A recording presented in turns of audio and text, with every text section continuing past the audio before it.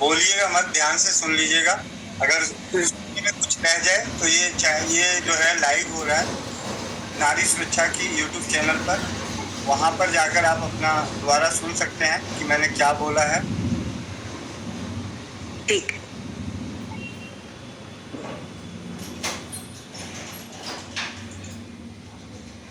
आज आपके मासिक धर्म का दूसरा दिन है। सबसे पहले तो जैसे ही मासिक धर्म से आप निर्मित हो जाती हैं,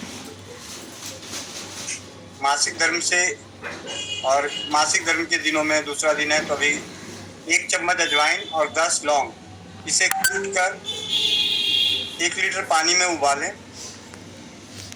जब वो पानी खूब खौल जाए तो उस पतीले को बाल्टी में रख दें और बाल्टी के चारों किनारों पे मोटा तौलिया लगाकर उस पर 5 से 10 मिनट तक बैठें, जिससे कि आपके गुप्तांगों को अजवाइन और लौंग की भाप मिले।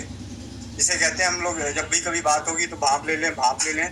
तो भाप इस तरीके से लेना होता है अजवाइन और लौंग की।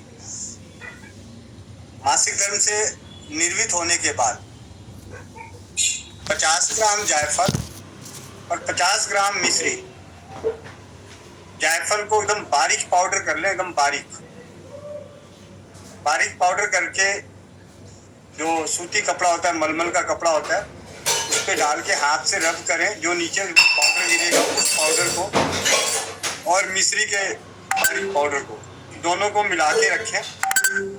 सुबह 1 चम्मच हल्के गुनगुने दूध से या हल्के गुनगुने पानी से सेवन करें। 6 दिन सेवन करना है। इन 6 दिन सेवन करते हुए आपको दूध और चावल ही खाना है। 6 दिन आप समझें कि आपके पास कुछ नहीं है, आप दुनिया के सबसे कंगाल हैं जो दूध और चावल के अलावा कुछ नहीं आप खरीद सकते। 6 दिन पूरे दिन दूध और चावल पे ही रहना है। पानी आप पी सकते हैं, दूध चावल की खीर बना के खा सकते हैं, चावल अलग पका के फिर दूध के साथ मसल के खा सकते हैं। 6 और 4 10 दिन या 5 दिन रहा पीरियड मासिक धर्म तो 5 दिन और 6 5 11 दिन। इस प्रकार जब 6 दिन पूरे हो जाए उसके बाद से आप दोनों पति पत्नी बच्चे के लिए संबंध बनाएं। संबंध बनाते वक्त 2 बातों का ध्यान रखें। एक, आपका बायां स्वर चल रहा हो। दूसरा, आपके पति का दायां स्वर चल रहा हो, दाहिना।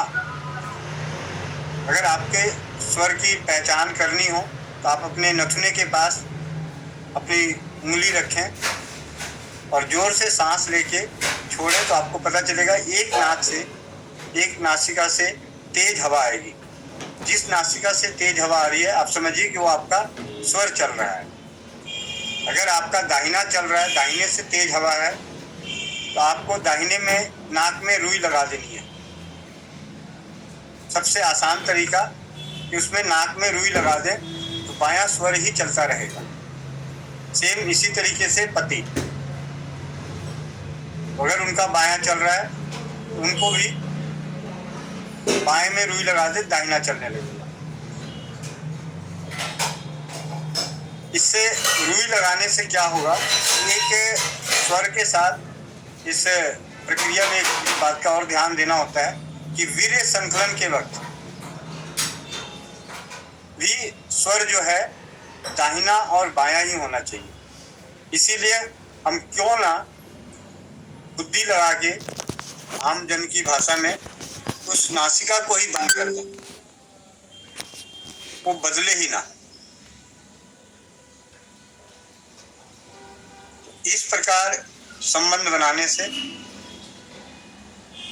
गर्भ ठहर जाएगा। अब कैसे ठहरेगा, कौन सा हार्मोन सही होगा, AMH लो था हाई था, कोई मायने नहीं रखता इस मामले में। क्योंकि जब स्वर विज्ञान की चिकित्सा का, स्वर विज्ञान का स्वाध्याय किया जा रहा था तो उसमें एक सूत्र है कि मासिक धर्म के दिनों में